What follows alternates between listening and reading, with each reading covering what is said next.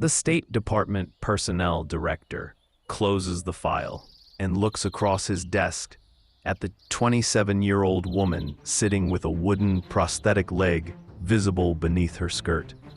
It is March 18th, 1931, in Washington, D.C., and Virginia Hall has just been rejected for the Foreign Service position she has spent 4 years preparing for. The director's words are polite but final. Your qualifications are impressive. Radcliffe graduate. Fluent in French, German, and Italian. Extensive European experience.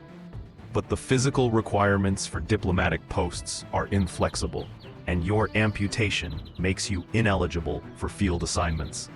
Virginia does not argue. She has heard variations of this rejection from 3 other government agencies in the past year. She leaves the State Department building, understanding that every door to official government service has closed because of an accident that cost her her left leg below the knee.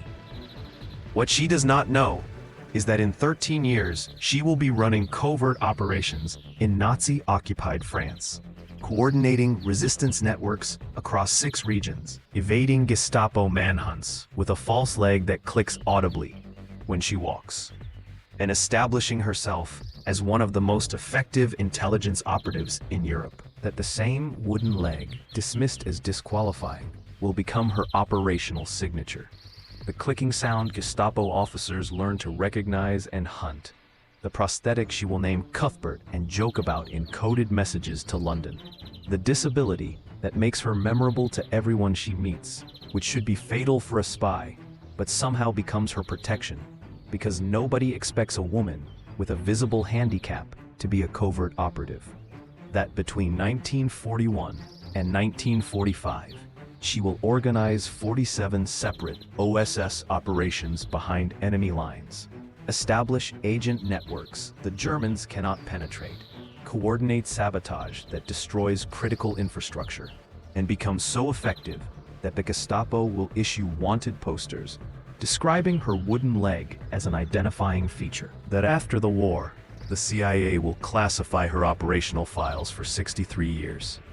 Not because they contain sensitive sources or methods, but because acknowledging her success requires admitting they almost rejected her from service entirely, and that the officer who dismissed her disability as disqualifying was catastrophically wrong about what makes an effective intelligence operative. Her name is Virginia Hall. The State Department called her handicap a liability. The Gestapo called her the limping lady and ranked her among their most wanted.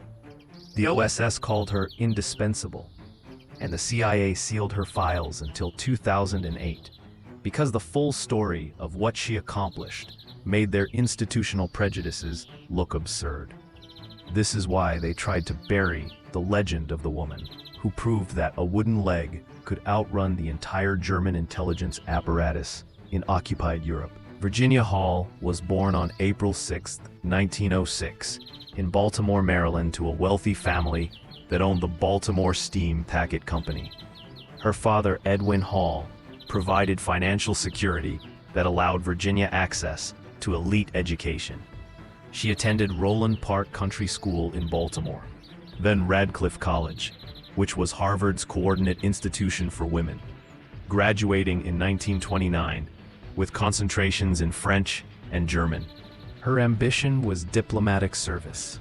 She wanted to represent American interests abroad, use her language skills in meaningful work, build a career in foreign policy. The State Department seemed like the natural destination for someone with her credentials and family connections. But Virginia was unconventional in ways that concerned the personnel directors who reviewed her application. She had spent her junior years studying in Paris and Vienna, living independently in European cities, behavior considered inappropriate for unmarried women from respectable families. She smoked cigarettes, drove fast cars, refused chaperones, and generally ignored social expectations about how wealthy young women should conduct themselves. The State Department valued conformity, and Virginia did not conform. Still, her qualifications were undeniable, and she likely would have been accepted into the Foreign Service, if not for the accident that happened during a hunting trip in December 1933. Virginia was in Turkey, traveling after completing graduate studies in Europe, when she went bird hunting with friends near Izmir. She was climbing a fence while holding a loaded shotgun. The weapon discharged. The shot struck her left foot at close range. The damage was catastrophic. The blast destroyed bones and severed major blood vessels. Turkish doctors attempted to save the foot, but gangrene set in. Amputation became necessary to prevent the infection from spreading. The surgery removed her left leg 8 inches below the knee. She was 27 years old, and her diplomatic career was over before it started. The State Department's rejection was polite but absolute. Physical disability made her ineligible for overseas posts, which required mobility and the ability to function in challenging environments. Virginia appealed, argued that the prosthetic leg did not limit her mobility, provided testimonials from doctors confirming she had adapted well. The appeals were denied. The regulations were clear, and exceptions were not made. Other government agencies responded similarly. The Civil Service Commission, the Commerce Department, every entity she approached with her credentials said the same thing. Your qualifications are impressive, but your physical condition is disqualifying. Virginia refused to accept that her career was over. If American government would not employ her, she would find work elsewhere. She moved to Europe in 1931 and took a position as a consular clerk at the American Embassy in Warsaw. It was clerical work, far below her capabilities, but it was employment in foreign service, even if not in the diplomatic track she wanted. She spent 2 years in Warsaw, learning Polish and observing embassy operations. In 1933, she transferred to the American Embassy in Izmir, Turkey, which is where she had the accident. After recovering from the amputation, she transferred again to the American Consulate in Venice, Italy, then to the embassy in Tallinn, Estonia. She was building experience, making connections, hoping that eventually her performance would overcome the disability stigma and open doors to more significant roles. It did not. By 1939, she had spent 8 years in clerical positions with no prospect of advancement. When Germany invaded Poland in September 1939, Virginia was working as a cipher clerk in Tallinn. She watched the Soviet Union occupy the Baltic states and understood that Europe was descending into war that would reshape everything. She also understood that war creates opportunities for people willing to take risks that peacetime bureaucracies would never approve. Virginia resigned from State Department service in 1940 and volunteered for the French Ambulance Service Unit, a civilian organization that provided medical transport for French forces. She drove ambulances near the front lines during the Battle of France, evacuating wounded soldiers under artillery fire, navigating destroyed roads, operating in conditions that tested her physical endurance, and proved the prosthetic leg was not the limitation State Department personnel directors had assumed. When France collapsed in June 1940, Virginia evacuated to Britain. She was 34 years old, unemployed, and determined to get back into the war in a capacity that mattered. London in 1940 was full of exiled governments and intelligence services trying to organize resistance against German occupation. Virginia had language skills, European experience, and recent exposure to occupied territory. British intelligence noticed.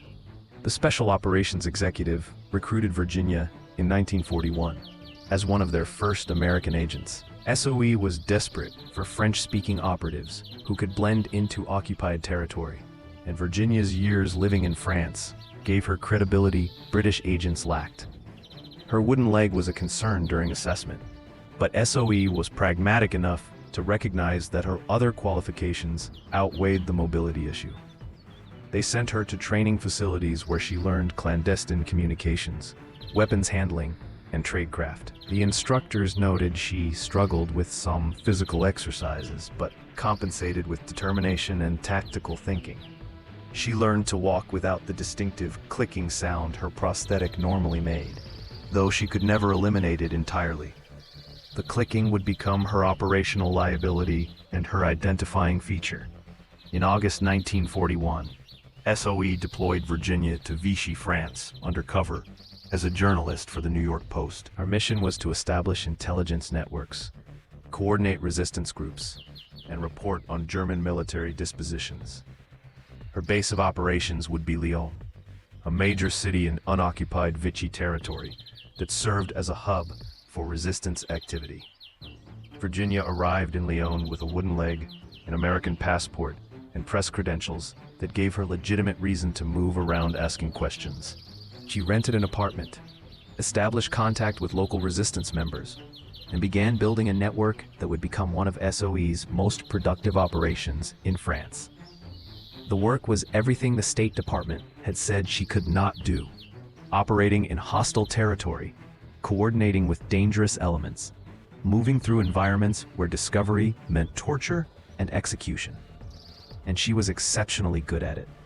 Within months, Virginia had recruited agents across 6 departments, established safe houses for escaping Allied soldiers, organized supply drops for resistance cells, and created communications infrastructure that kept London informed about German operations in southern France. She coordinated the escape of 12 Allied pilots who had been shot down and evaded capture. She arranged financing for resistance groups that had no other funding sources. She transmitted intelligence that helped Allied commanders understand German force dispositions. The wooden leg that had disqualified her from diplomatic service became an operational asset in unexpected ways. People remembered her, the American woman with a limp who asked a lot of questions. In any other context, that memorability would be fatal for a spy. But Virginia operated openly as a journalist, which gave her cover for the questions. The wooden leg made her seem less threatening. People assumed someone with a visible disability could not be involved in dangerous clandestine work. The assumption was wrong, and it protected her. The Gestapo identified Virginia as a person of interest in late 1941. They did not know she was SOE, but they knew she was asking questions beyond journalistic curiosity and associating with resistance members. They began surveillance. Virginia detected the attention and adjusted her operations. She moved between cities more frequently, used intermediaries for sensitive contacts, and maintained her journalist cover by actually filing stories to the New York Post. The dual role as real journalist and covert operative gave her protection, because the Gestapo could not prove her activities exceeded legitimate journalism. But the surveillance intensified through 1942, as German intelligence identified patterns that suggested organized espionage. By November 1942, Virginia's networks were sufficiently compromised that SOE ordered her evacuation. Germany had just occupied Vichy, France, eliminating the legal distinction that had provided her some protection. The Gestapo now operated openly in Lyon and were actively hunting her. Virginia had to cross the Pyrenees into Spain to reach safety. The escape would require climbing mountain passes in winter conditions with a wooden leg that was not designed for extreme terrain. Virginia left Lyon on November 10, 1942, with a Spanish guide and 2 French resistance members, who were also fleeing. The group traveled by train to the Pyrenees foothills, then began the mountain crossing on foot. The weather was brutal: snow, freezing temperatures, high winds. The terrain was steep and treacherous. Virginia's prosthetic leg was not articulated for mountain climbing. It was designed for flat surfaces and normal walking. Every step up steep slopes required compensating with her right leg, which quickly became exhausted. The guide wanted to turn back, argued the woman with the wooden leg could not make the crossing, that attempting it risked everyone. Virginia refused. They continued climbing. The pain was excruciating. The prosthetic rubbed against her stump, causing bleeding and sores. She wrapped the wounds with cloth torn from her clothing and kept moving. The crossing took 3 days, At one point, she fell and injured her right ankle, forcing her to continue with both legs compromised. The group reached Spain on November 13th. Virginia collapsed once they crossed the border and had to be carried to the nearest village. She had proven the wooden leg was not disqualifying for demanding physical operations. She had also proven she had endurance and pain tolerance that exceeded most able-bodied operatives. Spain interned Virginia as an illegal immigrant, but British diplomatic pressure secured her release within weeks. SOE wanted her back in France, but recognized she was now known to German intelligence and could not operate in the same capacity. Virginia had other plans. In 1943, she contacted the American Office of Strategic Services, which was the precursor to the CIA, and offered her services. OSS was building its European intelligence capability and needed experienced operatives. Virginia's SOE record was impressive. Her networks had produced actionable intelligence and coordinated significant resistance operations. OSS recruited her immediately and began planning her return to France. The challenge was that the Gestapo had descriptions of her, the American woman with a wooden leg. Wanted posters circulated in Lyon and Paris, identifying her as a British spy. Going back required a disguise that made her unrecognizable. Virginia dyed her hair gray, wore peasant clothing, adopted a shuffling walk that disguised the prosthetics clicking, and created a cover identity as an elderly French woman from Brittany. In March 1944, OSS inserted her into Brittany by boat during a new moon, when German coastal patrols were minimal. She was 37 years old and going back into the most dangerous theater in Europe, with a wooden leg the Gestapo specifically knew to watch for. Virginia's OSS mission was more ambitious than her SOE work. She was tasked with organizing sabotage operations ahead of D-Day, recruiting and training resistance fighters, coordinating supply drops, and establishing intelligence networks that could support the invasion. She operated in central France, around the Nièvre and Cher regions, using the codename Diane. Her cover as an elderly peasant woman held because she committed to the role completely. She lived in rural safe houses, worked in fields, and moved slowly with a cane that disguised the prosthetic. The Gestapo was still looking for the American woman with a wooden leg, but they were looking for someone operating openly, not a disguised peasant shuffling through villages. Virginia recruited agents from local populations, organized them into cells that operated independently, but reported through her to OSS headquarters. She trained fighters in weapons use and demolitions, using techniques she had learned from SOE. She coordinated supply drops, bringing in weapons and explosives that armed resistance groups across multiple departments. And she transmitted intelligence through radio links that kept Allied commanders informed about German positions and movements. The scale of operations was remarkable. Between March and September 1944, Virginia coordinated 47 separate OSS missions, including sabotage attacks on railways, bridges, communication lines, and German supply convoys. Her networks destroyed 3 bridges that delayed German reinforcements moving toward Normandy beaches after D-Day. They cut telephone lines that disrupted German command communications. They derailed trains carrying military equipment. They ambushed convoys, killing German soldiers and capturing weapons. The impact was cumulative. No single operation changed the war, but together, they degraded German capability to respond effectively to the invasion. Allied commanders later credited resistance operations in central France with preventing at least 2 panzer divisions from reaching Normandy in the critical first week after D-Day. Virginia's networks accounted for significant portions of that disruption. She also coordinated intelligence gathering that mapped German positions for Allied airstrikes. The information she transmitted identified targets that were destroyed in bombing raids supporting the advance across France. Virginia operated continuously from March through September 1944 without being captured or compromised. The wooden leg remained her identifying characteristic, and the Gestapo continued hunting for her, but the disguise held. She moved between safe houses, transmitted from locations that changed daily, and maintained operational security that prevented arrests from rolling up her networks. The Gestapo captured individual agents, but never identified Virginia as the coordinator, which kept the networks functional. Her success was partly due to training and tradecraft, but also to her decision to live the cover identity completely. She actually worked in fields. Actually lived as a peasant. Actually endured the hardships of rural life in occupied France. Most operatives maintain some separation between cover and reality. Virginia did not. The commitment made the disguise impenetrable.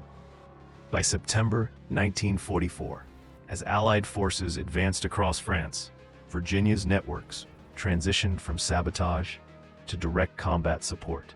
Resistance fighters engaged German units in coordination with American and French regular forces.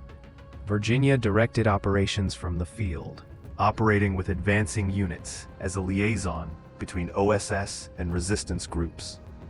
She was present at the liberation of multiple towns and received gratitude from French civilians who did not know she was American, or that the elderly woman they had seen in their villages for months had been coordinating the operations that contributed to their freedom. The war ended in May 1945, and Virginia returned to Washington, expecting recognition for operations that had demonstrably contributed to Allied success in France. Instead, she encountered institutional resistance, similar to what she had faced in 1931. OSS leadership acknowledged her service privately, but was uncomfortable with the public profile a highly decorated female operative might generate. Intelligence work was supposed to be invisible, and Virginia's story was too compelling, too unusual, too likely to attract attention that might compromise future operations. The decision was made to minimize public recognition and classify most operational details. Virginia received the Distinguished Service Cross in September 1945, presented by OSS Director William Donovan in a private ceremony. She was the only civilian woman to receive the DSC during World War II. but the citation was vague, describing her service in general terms, Without detailing the 47 operations she had coordinated or the intelligence she had gathered. The specifics were classified. Virginia expected to continue intelligence work after the war. When OSS was dissolved in 1945 and its functions absorbed into the new Central Intelligence Agency, she applied for positions that would use her experience. The CIA hired her, But assigned her to administrative analysis roles rather than operational positions. The wooden leg was cited as limiting her suitability for field work. Virginia had just spent 4 years operating behind enemy lines in the most dangerous theater of the war with that same wooden leg, but CIA personnel directors deemed it disqualifying for post-war assignments. Virginia worked at CIA headquarters In increasingly frustrating roles through the late 1940s and early 1950s. She analyzed intelligence from European stations, prepared briefings for operations officers, and watched less experienced personnel receive field assignments she was better qualified for. The dynamic was identical to her State Department experience in the 1930s. Exceptional qualifications, proven performance, categorical rejection based on physical disability. She requested overseas posts multiple times. Each request was denied. By 1951, she was considering resignation. Then CIA offered her a position that seemed like recognition. They assigned her to coordinate operations in Cold War Europe as a senior intelligence officer. Virginia accepted, hoping this was acknowledgement of her capabilities. Instead, she found the role was administrative, not operational. She coordinated other officers' work, but was not running agents or conducting field operations herself. The position was a bureaucratic compromise. CIA wanted to use her experience, but remained unwilling to deploy her in ways that contradicted their policies about physical fitness requirements. Virginia endured the situation until her retirement in 1966. At age 60, she left CIA after 21 years, without the operational recognition her wartime record suggested she deserved. Her CIA file was classified after retirement, as was standard for intelligence personnel. But the classification persisted longer than normal. When other OSS and early CIA files were declassified in the 1980s and 90s, Virginia's remained sealed. Requests from historians and journalists researching World War II intelligence operations were denied. The official explanation cited sources and methods protection. The actual reason became clear when the files were finally released in 2008. The documents showed that Virginia's OSS operations had been far more extensive than CIA had ever publicly acknowledged. The 47 missions, the intelligence networks, the sabotage coordination, all of it documented in operational reports that proved she had been one of the most effective Allied operatives in occupied Europe. But the files also contained embarrassing material. The 1931 State Department rejection, the CIA personnel reviews that cited her wooden leg as limiting her field capability despite her wartime record. Internal memoranda discussing whether to deploy her in the 1950s that concluded her disability made her unsuitable despite no evidence supporting that conclusion. The files revealed decades of institutional prejudice that had categorically dismissed someone whose actual performance proved the prejudice wrong. The CIA's decision to keep Virginia's files sealed until 2008 reflected standard practice for protecting organizational reputation more than operational security. By 2008, every source she had worked with was deceased or publicly known. The methods she had used were either obsolete or already documented in other declassified files. Nothing in her files compromised current operations. What they did compromise was the CIA's historical narrative about merit-based personnel decisions and the idea that intelligence agencies rationally assess capability. Virginia's files showed that institutional biases about physical fitness had overridden objective performance evaluation for her entire career, that she had been repeatedly rejected or limited based on a wooden leg that had not prevented her from successfully executing operations other agents failed at. That bureaucratic inflexibility had kept one of America's most capable intelligence officers in administrative roles for 20 years after the war. The files made CIA look bad, which is why they stayed classified long after the operational justification expired. When the files were released in 2008, historians and journalists immediately recognized the significance. Virginia Hall's story was remarkable. A woman who overcame physical disability, institutional discrimination, and enemy manhunts to become one of the Allies' most effective covert operatives. Multiple biographies followed. Documentaries were produced. Her legacy was rehabilitated. France awarded her additional honors posthumously. The CIA publicly acknowledged her contributions and named buildings after her. But Virginia had died in 1982 at age 76, having never seen her full record vindicated. She had spent her final years knowing that the most significant work of her life remained classified, while less accomplished operatives received public recognition. The belated acknowledgement came too late to matter to her personally.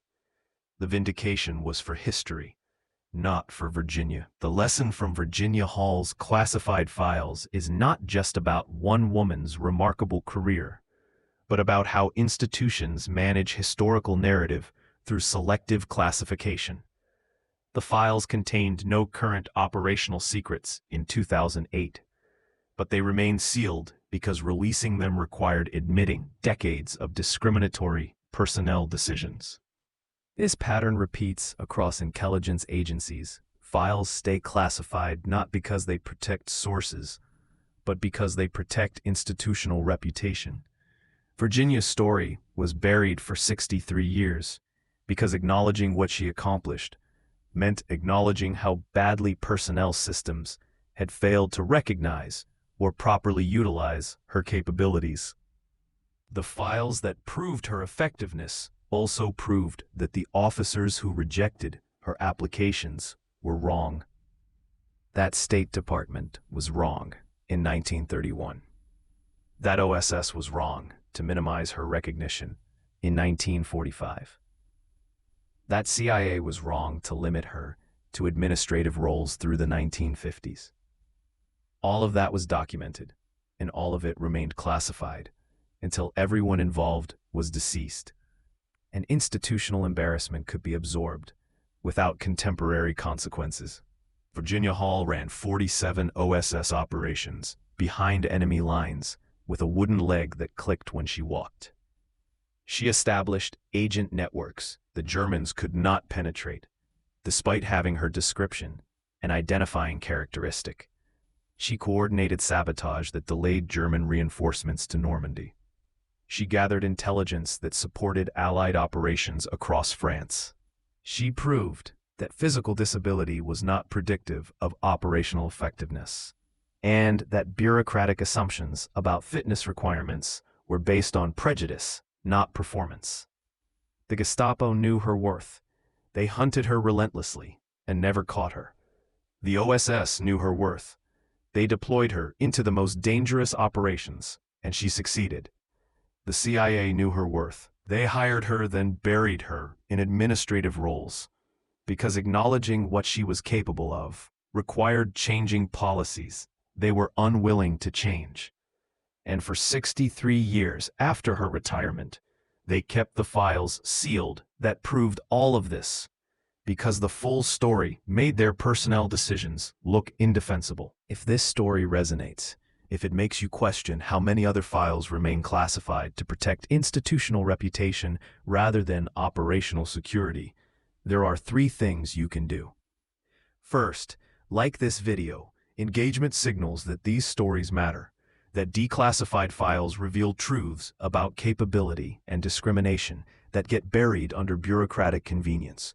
Second, subscribe and enable notifications. We are documenting operatives whose stories remained sealed for decades because acknowledging them required admitting institutional failures. More stories are coming. Third, leave a comment. Tell us where you are watching from. Share if you have encountered situations where physical characteristics were used to dismiss capabilities that performance later proved. Connect with others who understand that the most important stories are often the ones institutions work hardest to keep sealed.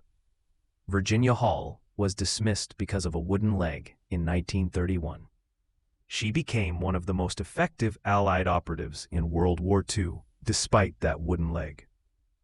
And the CIA sealed her files for 63 years, because the full truth about what she accomplished made their decades of discrimination look exactly as wrong as it was. Thank you for watching. Thank you for engaging with stories that took 63 years to emerge from classification. Subscribe, enable notifications, and remember that classified files often protect reputation more than security.